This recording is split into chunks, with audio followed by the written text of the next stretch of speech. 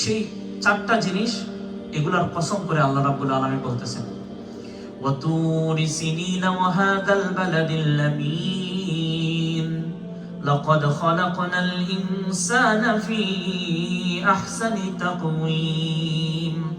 এই যে একটা আয়াত যেটা আমি তিলাওয়াত করলাম, লাকাদ খালাকনাল ইনসানা ফি আহসানি তাকওয়িম, এই আয়াতটার উপরে যদি কেউ গবেষণা করে, তাইলে একজন মানুষ যদি নন বিলিভার হয়ে থাকে আর সে যদি রিসার্চ করে শুধু জাস্ট দিস ভার্স, লাকাদ খালাকনাল ইনসান ফি আহসানি তাকওয়িম, indeed Allah subhanahu wa ta'ala created man, created human in good shape, এই জিনিসটার উপর যদি সে অ্যানালাইসিস করতে থাকে, সেটার উপর যদি তার পড়াশোনা করতে থাকে, তাহলে তার ইসলামকে বোঝার জন্য, আল্লাহ রাব্বুল আলামিনকে বোঝার জন্য, তার ক্রিয়েশন এবং তার কর্তৃত্ব, ক্ষমতা, তার সৃষ্টি, তার বিউটি, এগুলোকে বোঝার জন্য যথেষ্ট।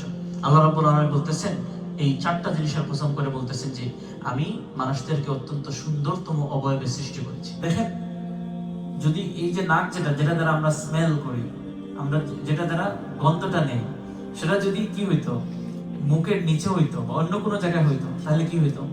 তাহলে আল্লাহ শেপটা দিয়েছেন আমাদেরকে, যে শেপ একদম সবকিছু সেট আপ করা।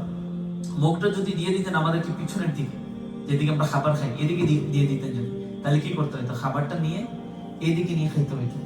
কিন্তু আল্লাহ কোন জায়গায় দিয়েছেন? যেন আমরা খাবারটা নিয়ে, স্মেল নিয়ে তারপরে খেতে পারি। যখনই আমরা স্মেল নিব, আমাদের ব্রেইনের ফাংশন গুলা তাড়াতাড়ি আমাদেরকে অ্যালার্ম করে যে এটা মনে হয় ভালো খাবার। যখনই আমরা কোনো কিছু স্মেল নেই, তখনই বুঝতে পারি যে খাবারটা কেমন। তারপরে খাবারের একটা রুচিও তখন থেকে চলে আসে। যদি ভালো খাবার হয় তাহলে ওই রুচি সম্মত হয়, তাহলে খাই। তো দেখেন, আল্লাহ সেট আপ করছেন এমন সুন্দর করে আমাদের বডির ফাংশনস গুলা, বডির যে শেপ যেটা, এজন্য আল্লাহ বলতেছেন লাকাদ খালাকনাল ইনসানা ফি আহসানি তাকওয়িম। আল্লাহ বলতে পারতেন যে হুসনে তাকওয়িম, আহসান মানে হচ্ছে অধিকতর সুন্দর, অধিকতর সিস্টেমেটিক, অধিকতর সুন্দর এবং বাস্তবসম্মত ফাংশনে আল্লাহ সুন্দর অবয়বে আমাদেরকে সৃষ্টি করেছেন। এজন্য মানুষ জাতির সম্মান রয়েছে। মানুষ জাতির, আপনি যদি সে নন বিলিভারও হয়ে থাকে, তার প্রতি আপনার ওই রেসপেক্টটা থাকতে হবে এজ এ হিউম্যান। এই জন্য দেখেন, আল্লাহ তো বলেন নাই এখানে লাকাদ খালাকনাল মুসলিমিনা, এটা তো বলেন নাই। আল্লাহ কি বলছেন যে শুধু মুসলমানদেরকে সুন্দরতম অবয়বে সৃষ্টি করেছেন?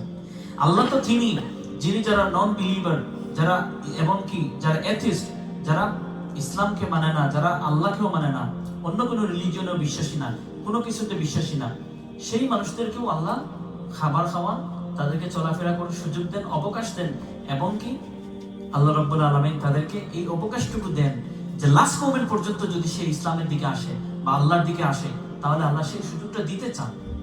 এজন্য আমরা যে অনেক সময় নাফরমানিতে আমরা লিপ্ত থাকি, আমরা মনে করি যে না, চলতেছে তো চলতেছে, কোনো অসুবিধা তো হচ্ছে না, কিন্তু আল্লাহ আমাদেরকে সুযোগ দিচ্ছেন। আল্লাহ রাব্বুল আলামিন আমাদেরকে সৃষ্টি করেছেন, এত দয়া করেছেন, এত সুন্দরতম অবয়বে সৃষ্টি করেছেন, একে অপরের প্রতি আমাদের মায়া কাজ করে, মহব্বত কাজ করে, এত দয়া মায়া দিয়ে তিনি সৃষ্টি করার পরে আল্লাহ বলতেছেন সুম্মা রাদাদনাহু আসফালা সাফিলিন, এত সুন্দর করে আমি মানুষদেরকে সৃষ্টি করলাম, এত সুন্দর অবয়বে তাদেরকে সৃষ্টি করলাম, কিন্তু সুম্মা রাদাদনাহু আসফালা সাফিলিন, কিন্তু এরপরেও তারা তাদেরকে অধঃপতনের দিকে নিয়ে যায়।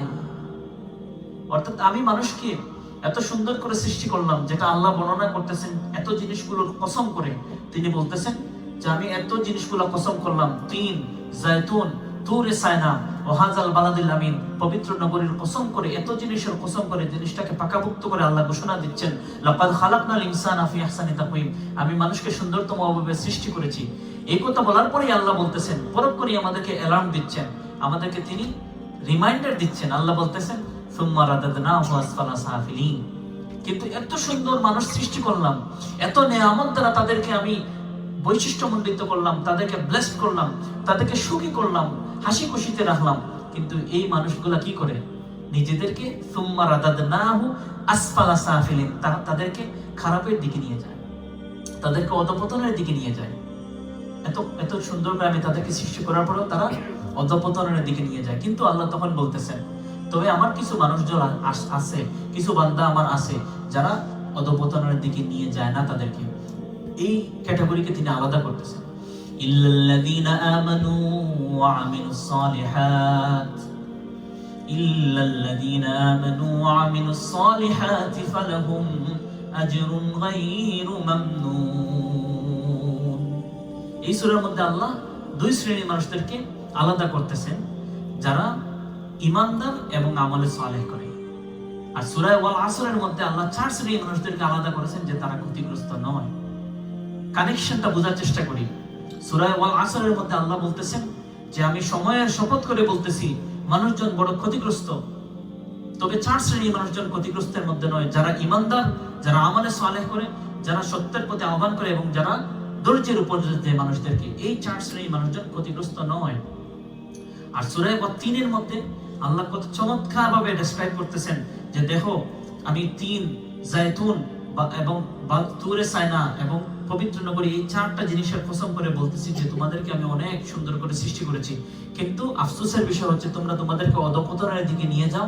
তবে ওই সকল মানুষজন অধঃপতনের দিকে নয় যারা আল্লাযীনা আমানু ওয়া আমিলুস সালিহাত, যারা ঈমানদার এবং সৎকর্ম করে। এখানে কিন্তু দুই গ্রুপের কথা বলতেছে। আর সূরা ওয়াল আসরের মধ্যে চারটা শ্রেণীর কথা বলেছে।